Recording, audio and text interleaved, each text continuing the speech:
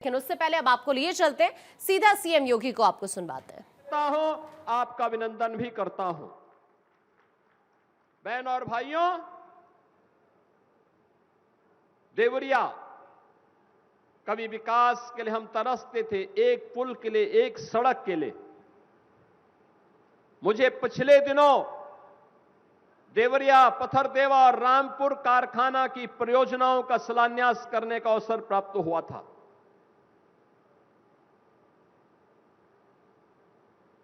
अब आप कहेंगे कैसी योजनाएं हो सकती हैं?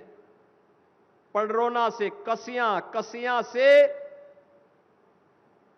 पथरदेवा, देवरिया होते हुए, सोनू घाट होते हुए, बरहज होते हुए, और फिर हम उसको दोहरी घाट तक जोड़ करके फिर इसको हम वाराणसी और गोरखपुर मार्ग से जोड़ करके आपके यानी पूरब पश्चिम की दूरी को तो बेहतरीन रोड कनेक्टिविटी के माध्यम से ठीक किया गया। अब नॉर्थ साउथ की कनेक्टिविटी को भी उतना ही बेहतर करने का काम हो रहा है। 4 लेन की कनेक्टिविटी, 4 लेन की सड़कें जब बनेंगी, चाहे वह मार्ग हो, चाहे वह हाटा से गौरी बाजार होते हुए, रुद्रपुर होते हुए, इसे आगे कौड़ी राम तक जोड़ने का कार्य हो, ये बेहतरीन कनेक्टिविटी पूरे देवरिया जनपद की पूरब पश्चिमी नहीं, उत्तर दक्षिण की भी कनेक्टिविटी को, रोड कनेक्टिविटी को इतनी बेहतरीन करेगी कि विकास अपने आप ही आपके द्वार तक आता हुआ दिखाई देगा। बहनों और भाइयों, हमें इस बात को ध्यान में रखना होगा, जितनी अच्छी कनेक्टिविटी होगी, जितना अच्छा इंफ्रास्ट्रक्चर होगा, विकास उतनी ही तेज गति के साथ आगे बढ़ेगा। विकास के लिए जो आधारभूत संरचना चाहिए, अच्छी रोड हो, रेल की बेहतरीन व्यवस्था हो, वहां पे स्किल मैन पावर हो और लैंड बैंक हो, जल संसाधन हो, तो दुनिया की ताकत बनने में देर नहीं लगती है। और यही तो उत्तर प्रदेश के अंदर खूबी है। हमारे पास ये सब कुछ मौजूद है। युवा शक्ति, देश ही नहीं दुनिया के अंदर सबसे युवा ताकत किसी के पास है तो हम गौरव के साथ कहते हैं हमारे उत्तर प्रदेश के पास है। हमारी ये युवा शक्ति प्रतिभावान है, ऊर्जावान है। इसके बल पर हम लोग बड़ी बड़ी चट्टानों को पलटने की ताकत रखते हैं और उत्तर प्रदेश के लिए मैदान तैयार करते हैं, उसके विकास के कार्यक्रमों को आगे बढ़ाने का कार्य करते हैं। आज उस युवा की स्किलिंग के लिए हम कार्य कर रहे हैं, उस युवा को रोजगार देने का कार्य कर रहे हैं। 9 लाख नौजवानों को हमने नौकरी दी है। परंपरागत उद्यम को पुनर्जीवित करते हुए 3 करोड़ लोगों को नौकरी और रोजगार की सुविधा वहां उपलब्ध करवाई है और सुरक्षा का बेहतरीन माहौल पैदा करते हुए जीरो टॉलरेंस। याद करिए,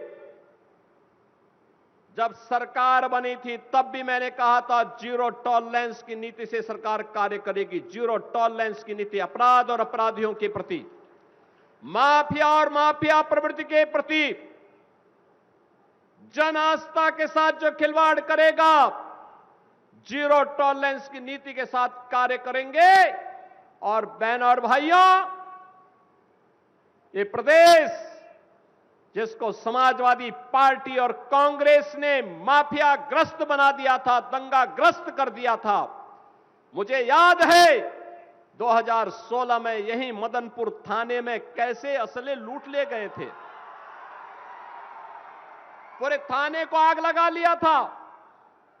और आज मुहर्रम है, कहीं किसी का आता पता नहीं है, कोई अस्त्र शस्त्र का प्रदर्शन नहीं कर सकता है, कोई सड़कों पे गुंडागिर्दी नहीं कर सकता है।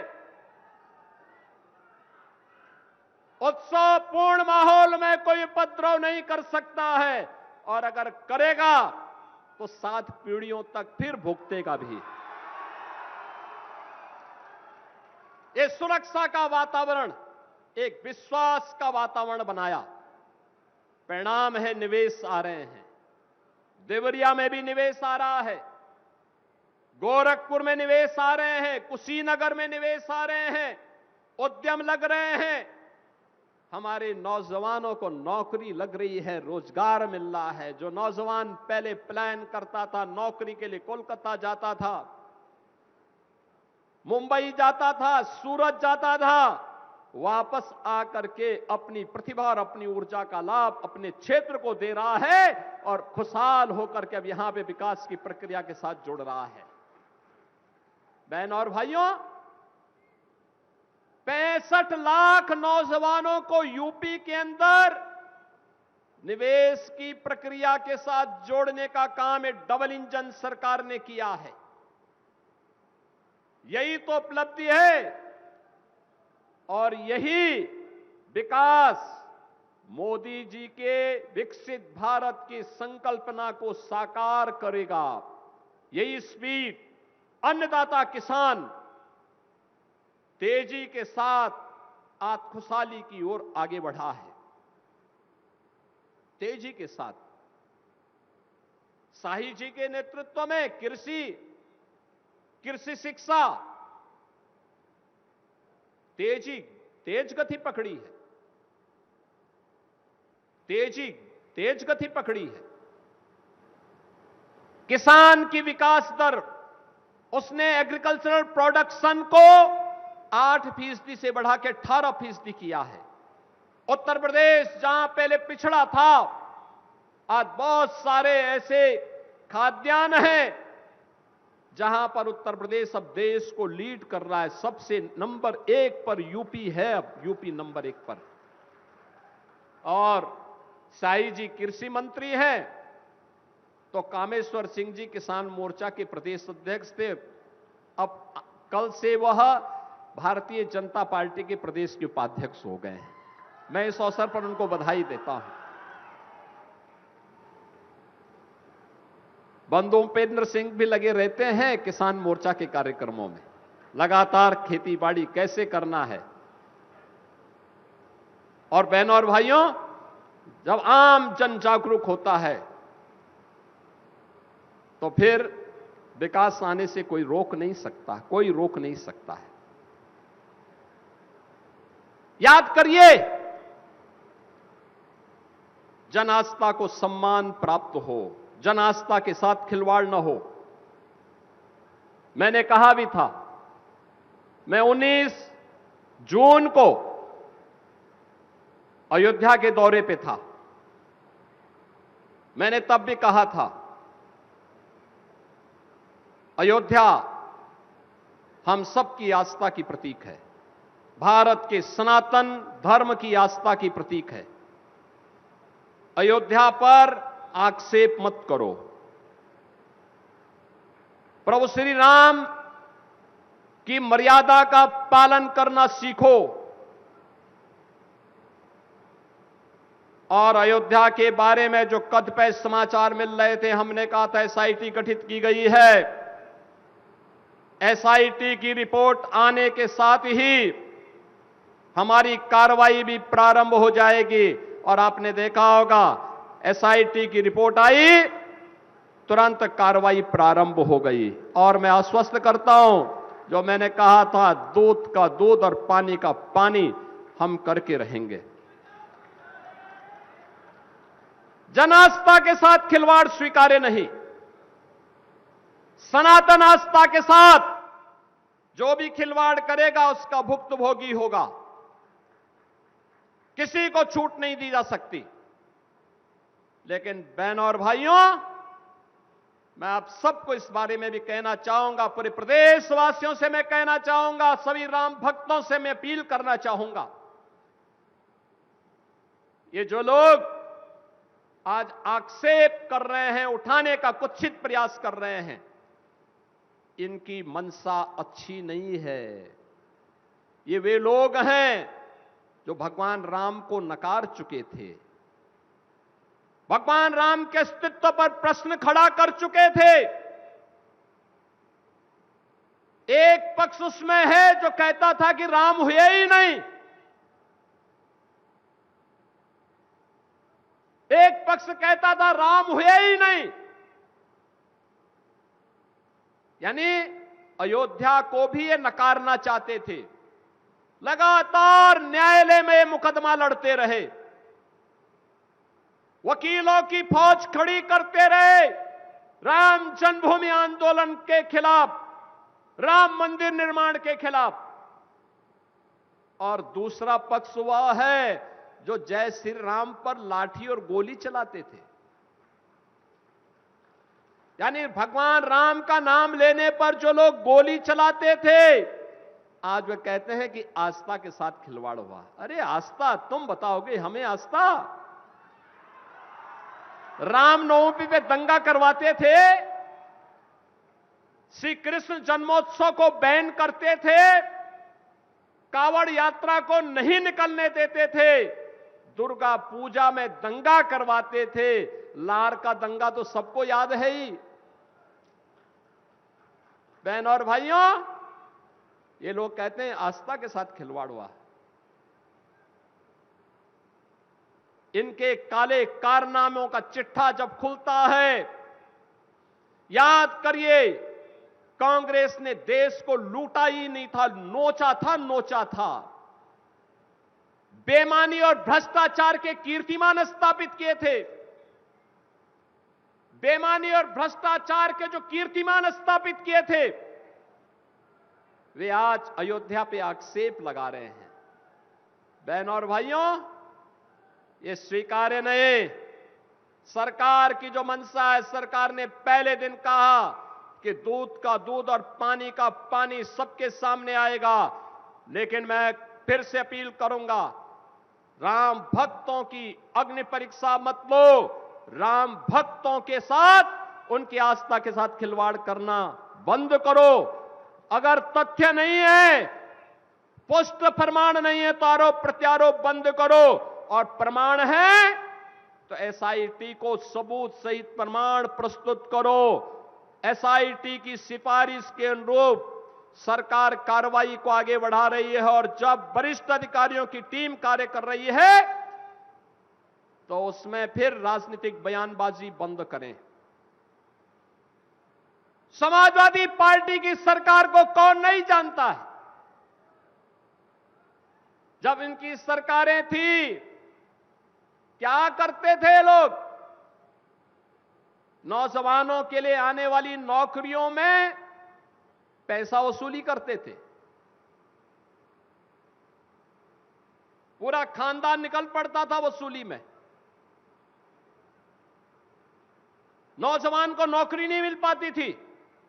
आज तो आपने देखा होगा आरक्षी भर्ती में हमारे देवरिया के भी भारी संख्या में सैकड़ों नौजवान देवरिया के भी भर्ती हुए। जब नियुक्ति पत्र में बांटता हूं, पूछता हूं कहां से, वो कहता है रुद्रपुर से, वो कहता है बरहज से, वो कहता है देवरिया से, वो कहता है गौरी बाजार से, वो कहता है पत्थर देवा या रामपुर कारखाना, सलेमपुर।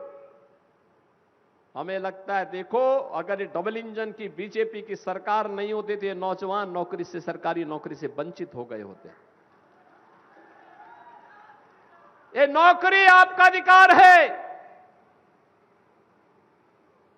और आपने अधिकार इसलिए प्राप्त किया क्योंकि आपने वोट सही जगह डाला है, आपके परिवार के लोगों ने सही जगह वोट डाला है, इसलिए ये नौकरी भी आपको प्राप्त हो पा रही है।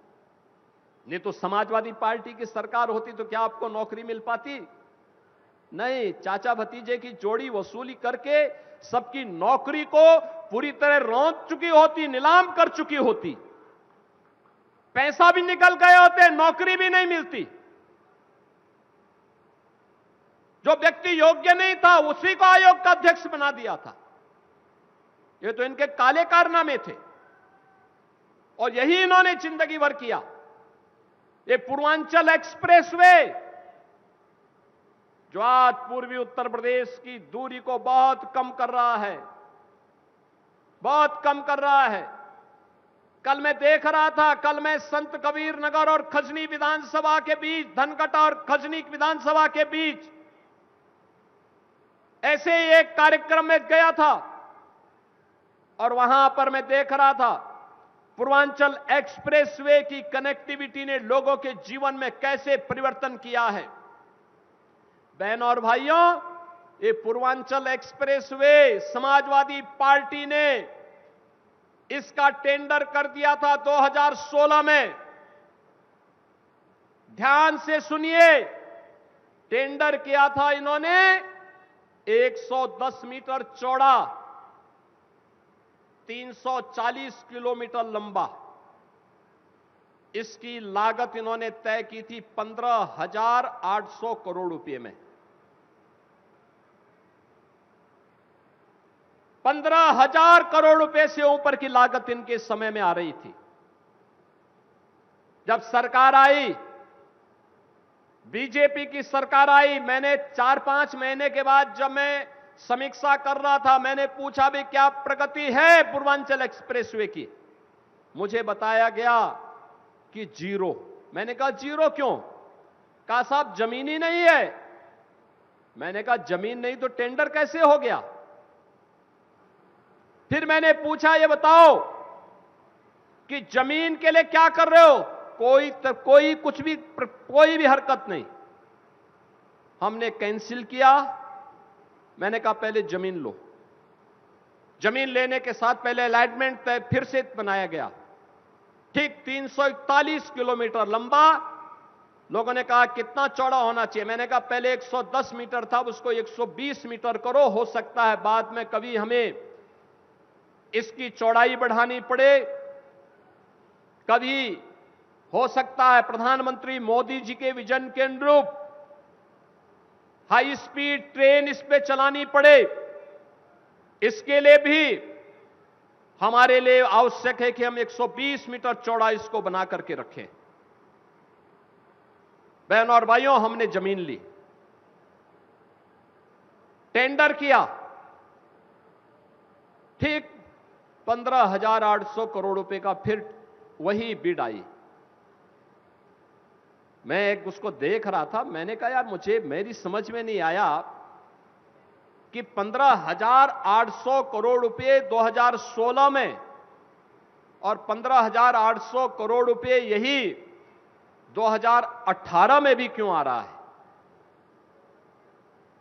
2 वर्ष के बाद भी वही बिड। फिर मैंने कहा हम लोग 10 मीटर चौड़ा भी बना रहे हैं इसको।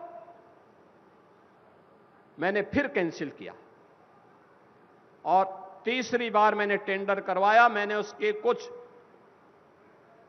शर्तों को सरल किया और टेक्निकल और फाइनेंशियल बिड एक साथ मंगाई। आप जानते हैं कितने में हम लोगों ने यह एक्सप्रेसवे बनाया है? 11,200 करोड़ रुपए में। 11,200 करोड़ रुपए। ये जो 3 से 4 हजार करोड़ की डकैती पड़ रही थी ना, यही समाजवादियों की डकैती है, यही समाजवादियों की डकैती है। और इसी डकैती को रोका है डबल इंजन की सरकार। और इसीलिए तो समाजवादी पार्टी को बुरा लग रहा है कि उनकी डकैती को पूरी तरह रोकने का काम ये डबल इंजन की सरकार कर रही है। इसलिए छटपटाहट है। उसी छटपटाहट में जब इनको कुछ नहीं मिला तो जन आस्था के साथ खिलवाड़ कर रहे हैं, राम भक्तों पर आक्षेप कर रहे हैं, अयोध्या धाम को बदनाम कर रहे हैं। दिल्ली से भी एक सज्जन वहां आए हैं आज, और मैं उनसे भी कहना चाहूंगा कि दिल्ली की जनता ने उन्हें 15 वर्ष तक अवसर दिया, लेकिन दिल्ली को उन्होंने बर्बादी के सिवाय कुछ नहीं दिया, भ्रष्टाचार के सिवाय कुछ नहीं दिया।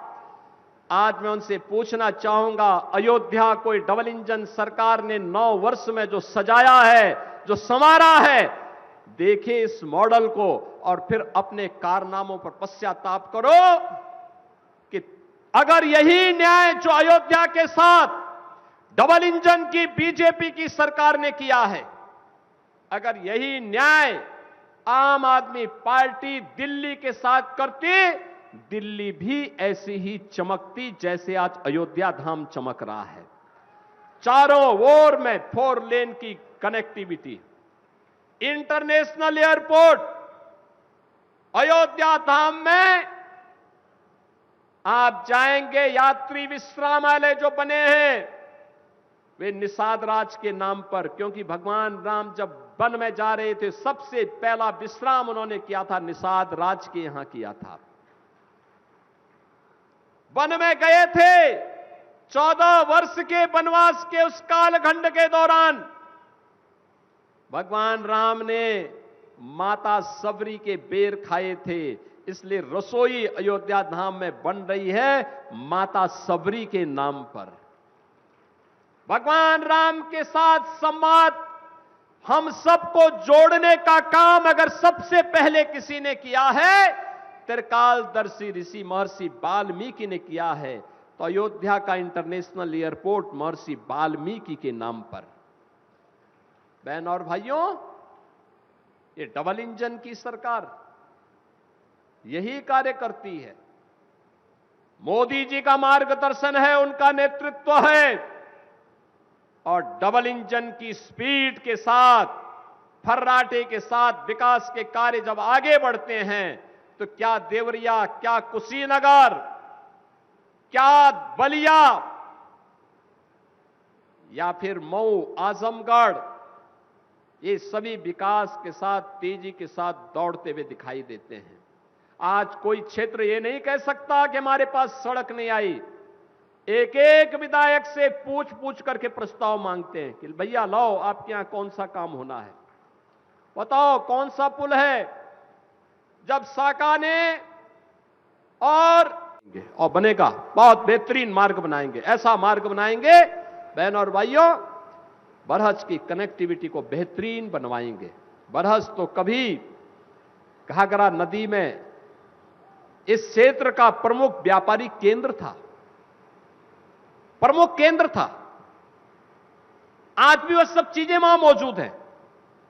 और जब इनलैंड वाटरवे के कार्यक्रम आगे बढ़ रहे हैं, तब हमारे लिए महत्वपूर्ण हो जाता है कि अयोध्या के लिए जो कनेक्टिविटी आने वाले समय में इनलैंड वाटरवे की बनने जा रही है, उस इनलैंड वाटरवे की कनेक्टिविटी का मुख्य एक केंद्र बरहज में भी बनेगा। बरहज में भी यहां के किसानों की जो सब्जी होगी, फल होंगे, खाद्यान्न होंगे, और साई जी के नेतृत्व में जो मिलेट की खेती हो रही है, फूलों की खेती होगी, उसको यहां से अंतर्राष्ट्रीय बाजार में पहुंचाने के लिए पानी के जहाज तैयार रहेंगे। यहां से सीधे दुनिया के बाजार तक पहुंचाने के लिए उस कार्यक्रम को आगे बढ़ाया जा सकता है।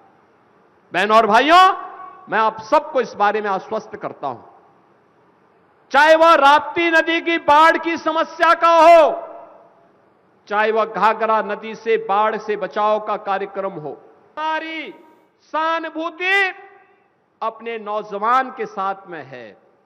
हमारी पूरी सहानुभूति आधी आबादी बेटी और बहनों के साथ में है। हमारी सुरक्षा की ढाल बेटी को और व्यापारी को सुरक्षा प्रदान करेगी, लेकिन इस सुरक्षा की ढाल अपराधी और आपराधिक प्रवृत्ति के तत्वों को उतनी ही शक्ति के साथ रौंदने का कार्य भी करेगी।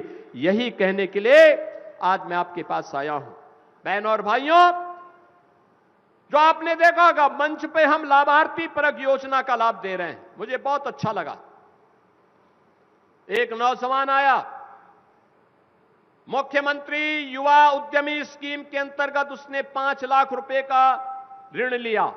ये ऋण हम लोग ब्याज मुक्त दे रहे हैं, गारंटी मुक्त दे रहे हैं, मार्जिन मनी भी उपलब्ध करवा रहे हैं। मैंने कहा भाई क्या काम करोगे? उस नौजवान ने कहा कि सामान्यतः तो मैं बीजेपी के कार्यकर्ता के रूप में काम करता हूं, लेकिन जो समय मिलता है परिवार के भरण पोषण करने के लिए मैंने अपना काम प्रारंभ किया है, वह है प्रोसेसिंग का काम, और उस कार्यक्रम को मैं आगे बढ़ा रहा हूं।